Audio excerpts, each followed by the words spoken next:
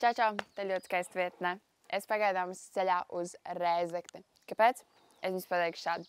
Mēs visi ļoti labi zinām, ka suns ir cilvēka labākais draugs. Bet suns nav ne tikai draugs, tas arī ir darba biedrs. Suņi ir uzticīgi, uzcītīgi, nenogurdināmi un, protams, arī ļoti strādīgi un darbīgi. Suņiem ir ļoti izcila oža un ļoti asas prāts. Un man vienmēr ir interesējis iepazīties un noskaidrot, kā īsti mācās un trenējas tie suņi jūs zināt, taču filmās parāda suņus ar savām stilīgajām superspējām, kā viņi var atrast un sajust to, ko cilvēks nevar saredzēt. Un tieši tāpēc es šodien došos uz Muitas pārvaldes kinoloģijas centru Rēzeknē, lai noskaidrotu, kā šie suņi trenējas.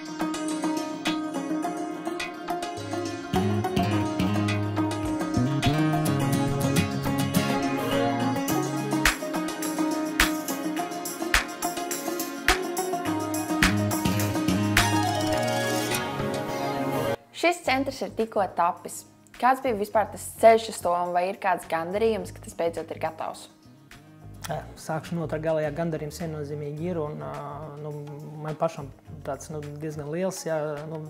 Pirmkārt jau tas, ka tāds centrs ir tāds kā tāds, un kad mēs viņu varēsim izmantot, viņu izmantojam tām praktiskajām nodarbībām un tādām lietām profesionālajā ziņā, kas saistīts ar kinoloģiju, tas ir viens.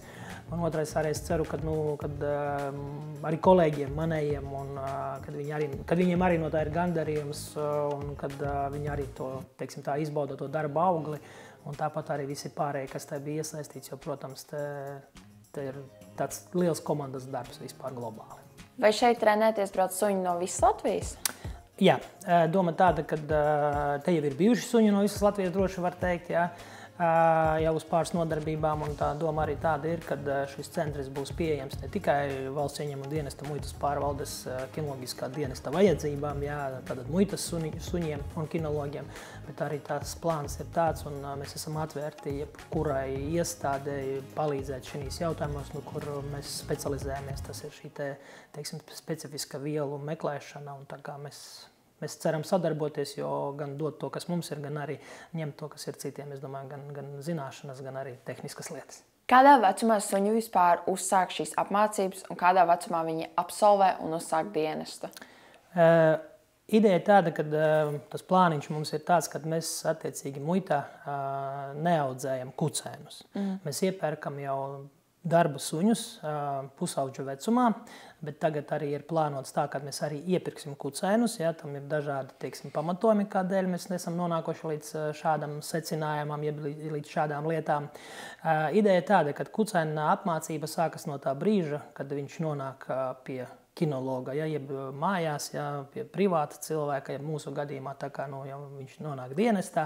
Tāda no pirmā brīža tā arī ir apmācība. Ja tā apmācība vairāk, tas būtu tāds pielietojams vārds pašam tam cilvēkam, īpašniekam, kinologam, ja, bet šim te kucēnam tā ir tāda potenciāla dzīves rotaļa, kuras spēlējoties pēc kuriem noteikumiem viņš īstenībā panāk to, ko viņam vajag, ja vismaz viņš tā domā, bet īstenībā ir tā, ka to procesu vada cilvēks, kinologs, un tad viņš viņu aizved līdz tā uzvedībai, kura viņam ir nepieciešama. Par absolvēšanu ir tā, ka absolvēšana attiecīgi mums muitā šī te pamata apmācība, ja, tā, ka suņuks iegūst savu profesiju, specializāciju, ilgst 4 mēneši. Tātad 4 mēneši, bet tas nenotiek ātrāk kā pusotra gada vecumā, jeb 18 mēnešu vecumā, tā, kad tas sunītis ir ne tikai fiziski, bet arī mentāli jau tā kā nobriedis, lai ar šīm te zināšanām, kuras viņš ir iegūs un iemaņas, nonāktu jau tajā reālajā darba vidē, kur ir skarba, un tur ir jābūt ne tikai fiziski stipram, bet arī mentāli. Katram kinologam ir sava darba mašīna, dienesta automašīna, un viņa nav domāta viņam braukāt, nezinu, pa piknikiem, viņa ir domāta, lai pārvietot attiecīgi darba suni, jeb suņus, jo dažiem kinologiem arī ir 2 suņi, attiecīgi no savas dzīves vietas uz to savu darbu, jeb dienesta vietu atkarībā, kur ir. Jo tā specifika ir tāda, ka kinologs nestrādā tikai no 8 līdz 5. Viņš var strādāt no vakara 8 līdz rīta 4 un tam līdzīgi. Tātad tas dzīvesveids viss ir tik tāds saraustīts un nestabils, kad viņam ir jābūt ļoti mobīlam. Un varbūt tā mūsu viena no priekšrocībām taisnība muitā ir, kad mūsu kinoloģija, mūsu dienas, viņš ir ļoti mobils. Un to arī izmanto daudzas citas iestādes, pārsvarā varbūt valsts policijā savā darbībā, kad kad tas kinologs var būt jebkurā vietā ļoti īsā laikā un ļoti operatīvi. Un tāpat tiem kolēģiem nav jāuztraucas, kā tur mēs atbrauksim, kā mēs aizbrauksim. Ja? Tātad mēs tikai vienojamies, kur un kad, un bats, un tas kinologs tur ir, ja? un dara savu darbu. Tā kā tas ir varbūt tāds liels pluss, un attiecīgi tie sunīši pārsvarā, tad, kad viņš ir kopā ar kinologu, ja ārpus mājām, pārsvarā viņš pavada laiku automašīnā, jeb kaut ko darot. Jeb meklējot, jeb trenējoties, jeb kaut ko tam līdzīgi. Mēs varēsim redzēt, kā notiek treniņš? Jā, mēs redzēsim, mēs uztaisīsim kādu treniņu, tādu ikdienas treniņu, jo neko speciāli negatavam šie cilvēki, kas te šodien ir, 2 brauks pie robežsargiem uz sacensībām, tā kā viņi tad pašlaik gatavojas, un šodien tur ir sacensība atklāšana, un atkal 2 citas kolēģis, viņām ir ikdienas treniņš. Tā kā nav nekā tāda speciāla, kas speciāli jums. Un tad šeit teritorijā, ja runā par ārpus, tā kā es minēju, tur ir tas nodarbību laukums. Tas mums vairāk tāds paklausības laukums. Mēs viņu vairāk mīļi saucam par sadarbības laukumu. Jo tā paklausība, tāds, man liekas, tāds nevisai īsti labs vārds, jeb kontrole. Un automašīnas šīs atkal, kas stāv tur, tās ir visas domātas apmācībām. Mums ir tā labi iekšēnē vidā, esam vienojušies ar kolēģiem, kad automašīnas, kuras ir nokalpojušas savu laiku, ja, kad pirms viņu utilizācijas, tad attiecīgi šīs mašīnas nonāk mūsu tādā, pagaidu rīcībā, kad mēs varam veidot dažādus slēpņus, dažādas sarežģītības pakāpes, nebaidoties, teiksim, to mašīnu sabojāt. Jo dzīve pierādā to, ka neviens tur tās narkotikas, jeb cigaretes jau mūsdienās vienkārši tāpat zem krēsla mašīnā neliek, ja zem beņķa. Kad cilvēki veido dažādus profesionālus slēpņus, ir pat nosacīti tādi uzņēmumi, un personas, kas speciāli gatavo mašīnas, teiksim, šos te kontrabandas preču pārvadāšanai. Tātad viņi paši ar to nenodarbojas, viņi nepārvadā, bet viņi pieņem automašīnu jūsā, piemēram, ja arī paši speciāli sagatavo savu automašīnu, kuru jums pārdod, kad izveido tādas vietas slēpņas automašīnā, kur jūs vairāk vai mazāk viegli varat droši paslēpt to, ko jūs tur gribat paslēpt. Un tad līdz ar to tad mums jābūt ar viņiem vienā līmenī, un kad mēs arī sarežģījām šīs situācijas un šo visu pārējo, lai tā būtu, lai mūsu suņi būtu gatavi. Jā, tur sanāk tā kā domāt soli uz priekšu. Tieši tā. Kas tur ir? Tur ir voljeri. Tur ir tie voljeri, tad mums ir 6 voljeri te, un tie voljeri, tā kā minēja, tā doma ir tāda, kad viņi ir tāds īslaicīgas uzturēšanās vietas mūsu darbu suņiem, dažādos, teiksim, tādos ekstra gadījumos, kad kinologs kādu atkal dažādu iemeslu dēļ nevar parūpēties par sunīti kādu īsu brīdi, kad tas ir viens. Un, protams, apmācību laikā, tā kā šodien te, jau iespējams būs plus 30, tad automašīnā tik un tā tam sunītim atrasties ir grūti, varbūt, un arī pat nav īsti pareizi un gudri, tad viņš var nonākt voljērā, kur šie apstākļi, teiksim, ir daudz ērtāki un labāki. Tāpat arī ziemas laikā šiem te voljēriem, kur iekšā ir suņu būdas, suņu būdām ir apsildāma grīda, tad attiecīgi sunīts arī var tur sildīties un teiksim tā, nenosalt. Jo mašīnas ir aprīkotas ar šīm autonomajām apkures sistēmām, bet tik un tā, ka tam sunim arī tur ir vairāk vietas, un tās nodarbības arī tā kā, piemēram, šodien, viņas nebūs tik intensīvas, kā viņas būtu, ja tā gaisa temperatūra būtu mazliet savādāka. Mēģinam viņus arī taupīt tā, lai viņiem tās pensijas laiks mazliet tā kā pagarinās. Jo Latvijā nav jau tā, ka tās plus 30 tur ir nepārtraukti 4 mēnešus. Plus 30, ja tuvu tam. Ir varbūt, teiksim tā, pāris dienas, ja tā drīkst teikt, gadā, un tad mēs cenšamies tās dienas arī to suni nenomocīt bez vajadzības. Oho, tas smuki.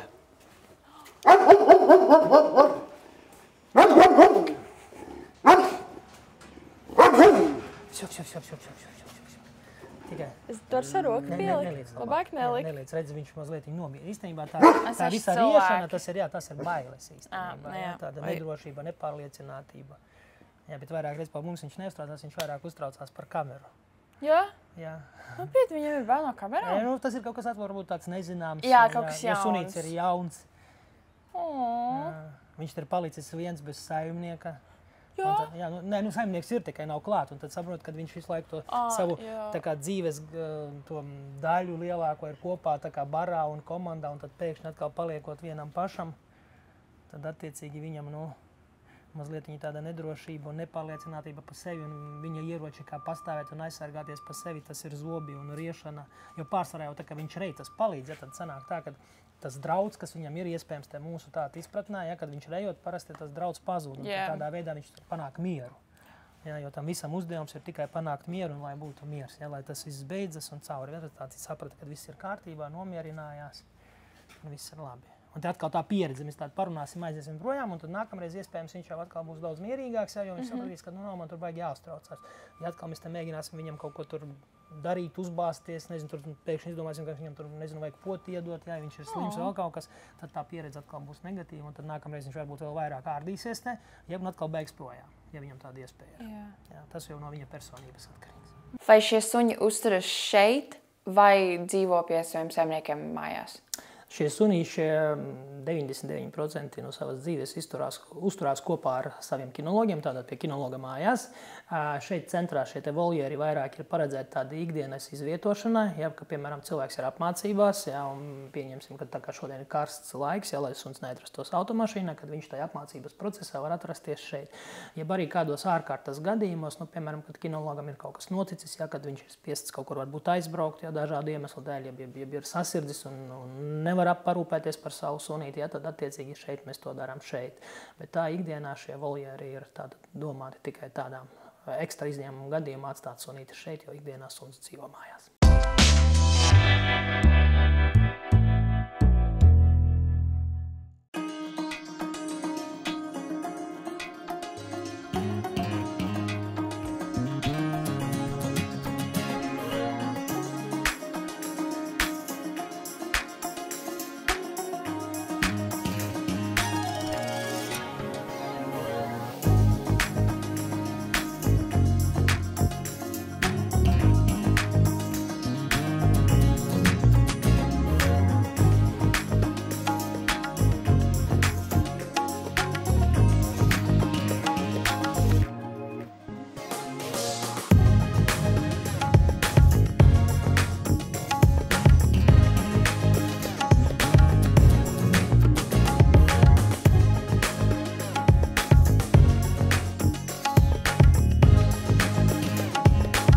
Vai suns klausa visus cilvēkus, kam mugurā ir forma, vai klausa tikai vienu cilvēku, viņa saimnieku?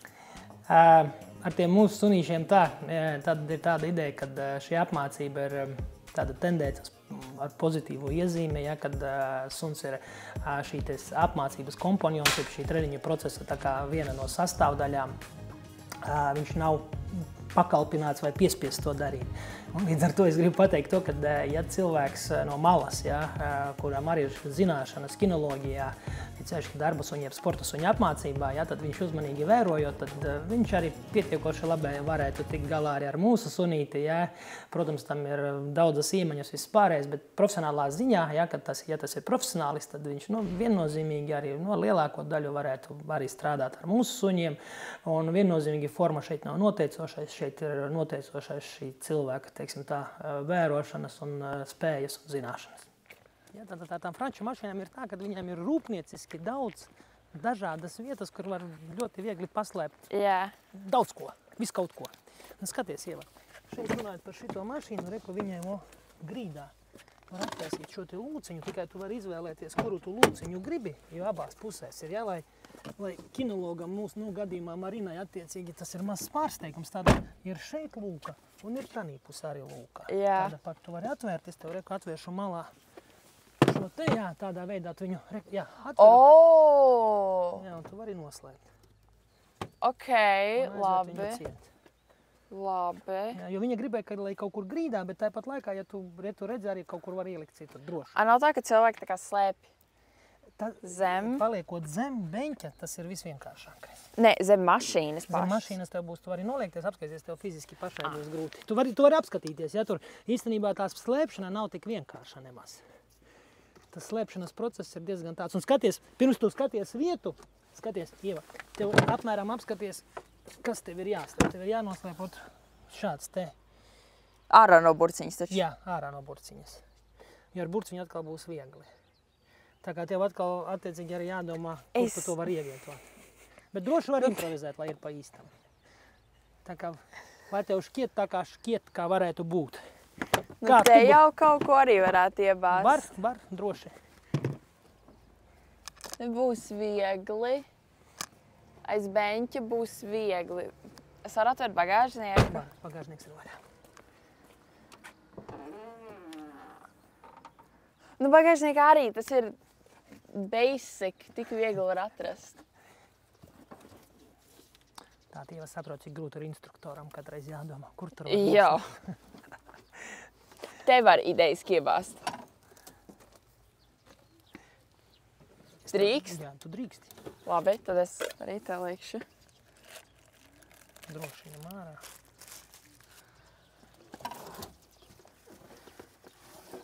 Es tā kaut kur dziļāk nolikšu. Abā. Droši. Nu, lai atrod. Lai veicās, jā? Lai veicās. Jā. Super. No, nāks meklēt. Labi. Blakus. Blakus. Blakus. Blakus. Super. Super suns, jā. Super suns. Jop! Hei, super. Jā, super. Kur mašīna bija? Super, sēdi.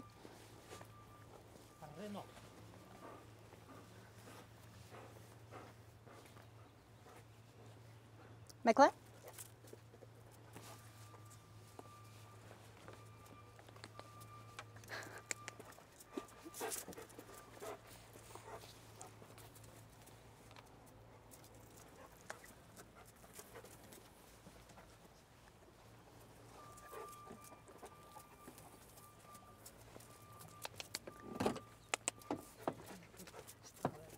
Soma, viņš pat to vietu ir teicis. Viņš pat aiziet tur, un viņam jau ir tā bilde. Jā. Viņam ļoti jūtīgi.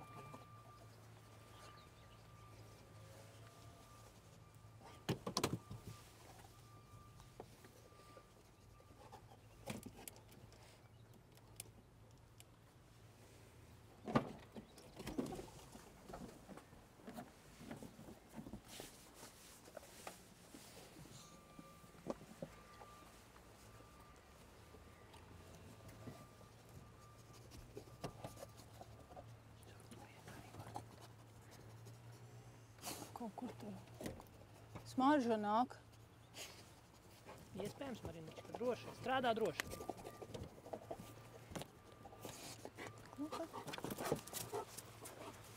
Tev turien jau viņai dod zīmi, smarža. Bet tā smarža iet pa visurienu tur apakšā. Bet es gribu, lai tad tuvāk viņš rāda. Jo viņi tur iet, viņi izplatās tā smarža. Un arī karsts. Jā. Un tad molekulām ir ļoti liels ātrums. Jā. Jā, vēsā laikā atkal viņam šis ātrums ir mazāks, un līdz ar to tā smarža ir mazāka.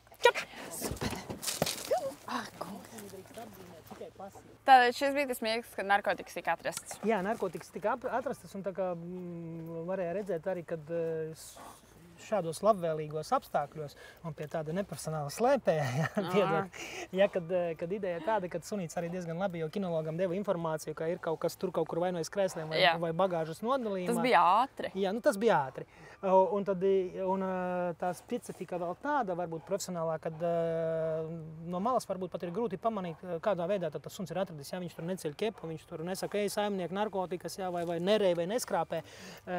Tas ir mācīts un darīts apzināti, lai attiecīgi suns nebojā šīs trešās personas, varbūt iespējamā pārkāpē, varbūt arī nē, ja, šīs te personīgās mantas un transpolīdzīgas tam līdzīgi, jo, piemēram, tur varbūt arī meklēt kādu citu un kaut ko, jā, un tas var būt arī legāli, ko tas suns tur apzīmē. Ja? Nu, pieņemsim cigarešu paciņa, ja, kaut kas tam līdzīgs. Tā kā, un tas ir viens, un otrais arī šāda te apmācība, jeb apzīmēšana, ja paplašina suņa šīs trenēšanas, ikdienas uzturēšanas iespējas, jo, piemēram, arī mēs jūsu automašīnā šādā veidā, jūs redzot, ka tas suns neko neplēš, jūs varat teikt, labi, Valdi, vari noslēpt, nav problēma, jā, un tāpat laikā, ja tu redzēt, ka tas suns te visu izārdīja, izplēs, un es teikšu, ejam noslēpsim tavējā mašīnā, jā. Tu teiksi, nē, pagaid, stop. Jā, tēti, kasko ir vai nav? Kasko ir, nu labi, jā, kasko nav, nē, Valdi, tu nevariet, jā. Tad šādā gadījumā mēs to varam darīt, kad mēs varam tos suņus plašāk trenēt dažādās vietās, nebaidoties to, ka viņi nodarīs kādu te fizisku skādi. Jo arī suns pats arī var savainoties tādā veidā. Tas to disciplīnu baigi iemāca sunim. Jā, disciplīnu, sadarbību un pozitīvo pieredzi.